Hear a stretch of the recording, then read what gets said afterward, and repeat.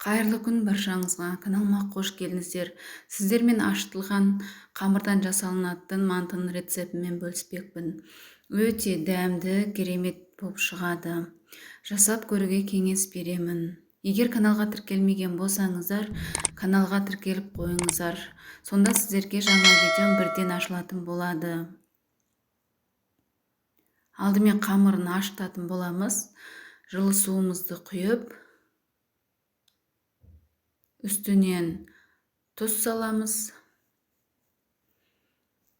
қант саламыз, және ашытқымызды салып, кішкене араластырып аламыз. Енді аз-аздан ұнымызды салып отырып, жұмсақ қамыр илейтін боламыз.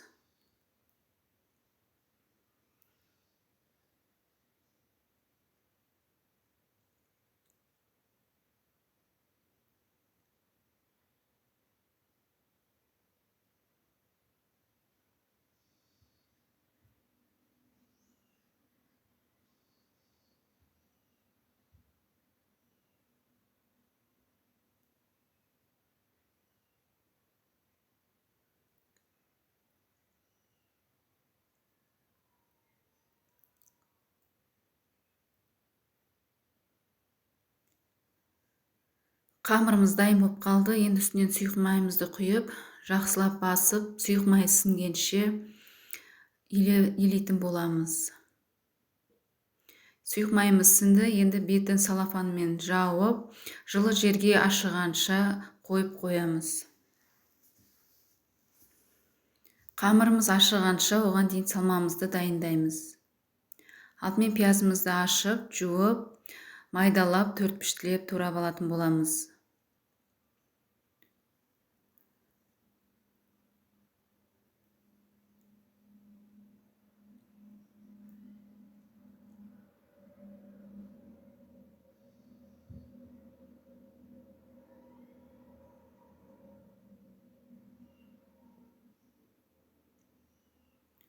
Пиязымыз осымен дайын болды.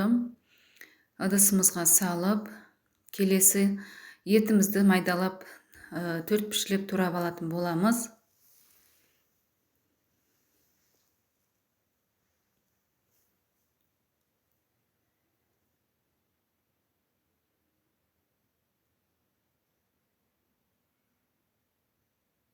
Достар, егер каналға тіркелмеген болсаңыздар, каналға тіркеліп қойыңыздар. Сонда сіздерге жаңа видеом ашылатын болады.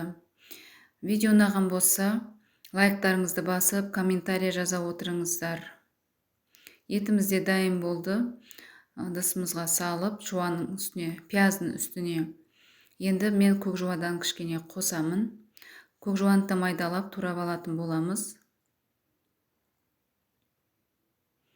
Көкжуамыз да дайын болды.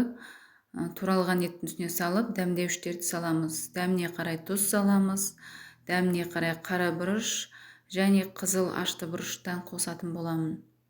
Кішкене араластырамыз, барлығын араластырып, бойына сіңдіріп, сосын артынан сұйық май құятын боламыз. Сұйық майдан құйып, тағы да араластырып аламыз. Осымен біздің салмамыз дайын болды. Қамырымыз ашып дайын болды. Енді осы қамырды кішкене грамдап алып, 35-40 грамдап алып, мантымызға дайындайтын боламыз.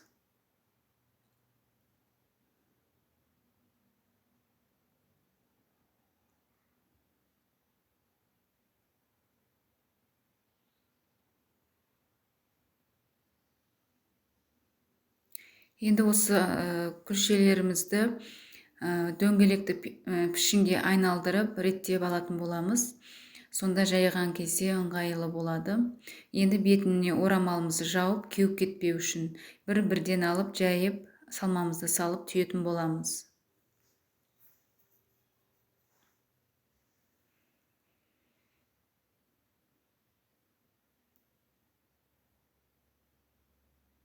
Енді салмамызды салып, осылай алақанымызға салып, осылай шетінен түйетін боламыз.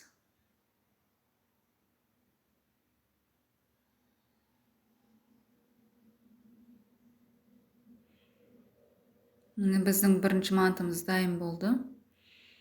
Барлығын осылай бір келкі қылып түйіп шығатын боламыз.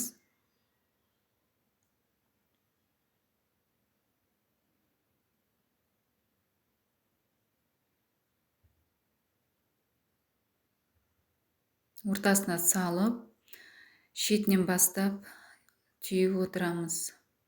Өте оңай. 1-2 жасағаннан кейін қолдарыңыз үйреніп кетеді. Жасап көріңіздер, жасап көруге кеңес беремін. Бұл тағам мантының дәмді тағамның бірі. Осындай оңай түйіледі. Тағы да біреусін түйіп көрсетеймін.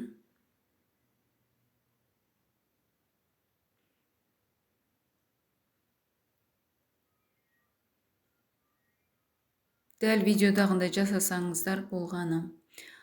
Осылай айналдыра шетін түйіп отырамыз. Бір саусақпен көмектесіп отырамыз. Сонда міне өте ыңғайлы тез түйіледі. Мантыларымызды түйіп болдық. Енді мантабаркамызды майлап, арасына алшақтай қойып, осылай салып шығамыз. Мантабаркамызды 40 минутта пісіріп аламыз. Міне бізде пісіп шықты мантымыз. Өте дәмді, керемет болып шығады. Жасап көруге кеңес беремін. Өте дәмді тағамның бірі, ашытқы нанмен жасаған ерекше болып шығады. Баршаңызға ас болсын. Келесі видеоға дейін сау болыңыздар.